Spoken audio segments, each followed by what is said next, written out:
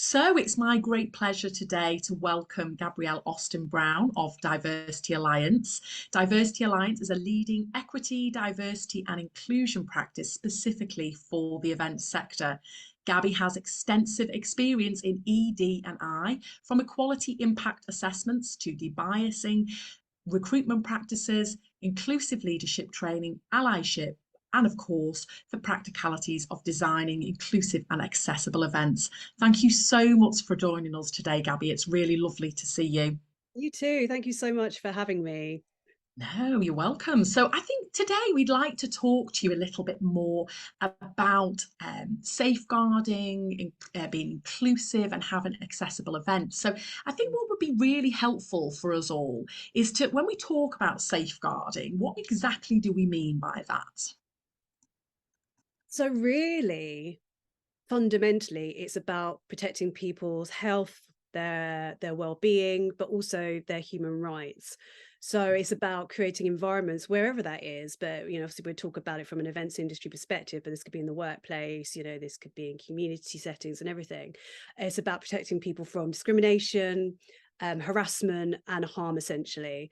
And I think for us, because we're a people-led industry, I think it's even more paramount that we understand the importance of supporting and protecting the people that we come into contact with, all of our stakeholders, whether that's contractors through to, our participants, visitors, consumers. So yeah, in a nutshell, that's what safeguarding is. No, thank you. And so who would you say is ultimately has the responsibility for safeguarding at events? Is it, the agency, the in-house PCO, or somebody else? Do you know what? Really, this should be a shared responsibility. So it should be a shared responsibility between the client, the agency, and the PCO, essentially. You know, really, I guess for PCOs, they're kind of implementing or executing kind of safeguarding practices and measures, in that kind of live event setting. But really, the client should be providing guidelines, right? But I know that this doesn't always happen. So there's this opportunity for whatever role you're in, but if you are a PCO, for example, to provide some thought leadership, some guidance, to support clients in recognizing that there needs to be some guidelines in place, whether that is code of conduct, reporting measures and things like that. And this also helps to make sure that anything that's put in place aligns with the company's policies and values as well. So there's a coherent messaging.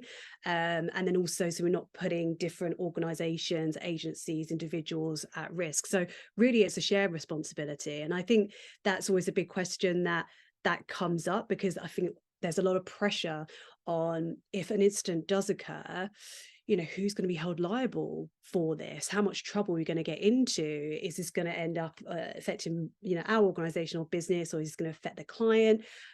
So having that collective and shared responsibility is definitely key. Oh, and do you think that safeguarding is now more important for PCOs to consider actually when planning their events?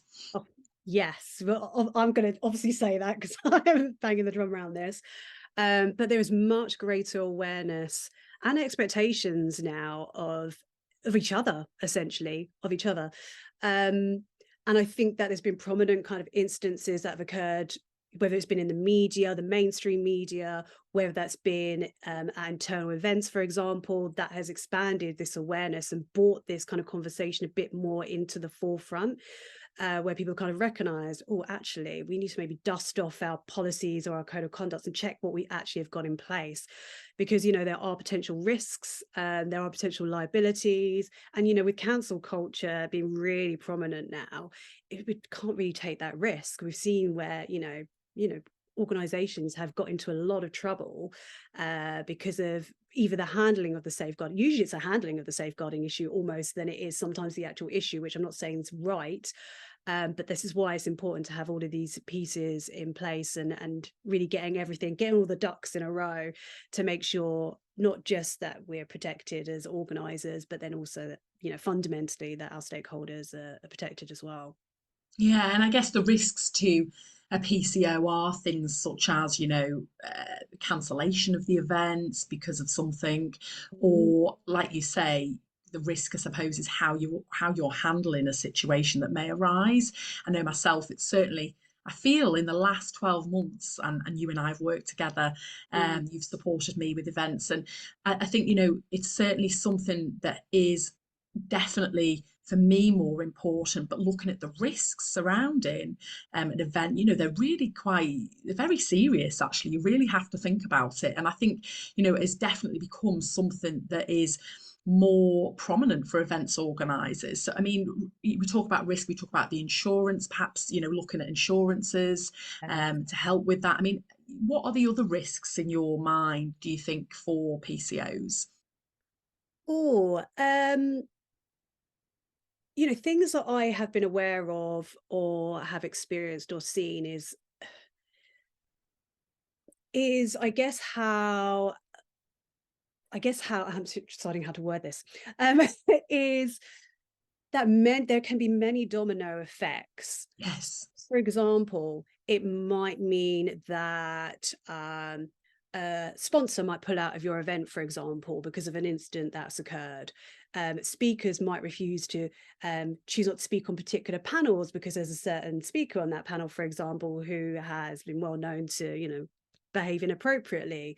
You know, people might not buy tickets, purchase products from you because of incidents like this. It can have a direct effect on the bottom line. And with DEI, I don't like bringing things down to it can affect the bottom line. But at the end of the day, they do. It can affect the bottom line of your business. So, you know, so I think these are all risks. And I also think it's important that we're protecting each other in that even as organizers, we can have these experiences as well. So we might be, I recently spoke to somebody actually who works on, actually maybe I shouldn't say, but works on quite prominent conferences and events, and they were saying that their staff have been subjected to incidents and things like that, and that she felt that she had a responsibility to protect her team and her staff. And actually they were coming sort of saying, well, what are you going to do with this? How are you going to address this?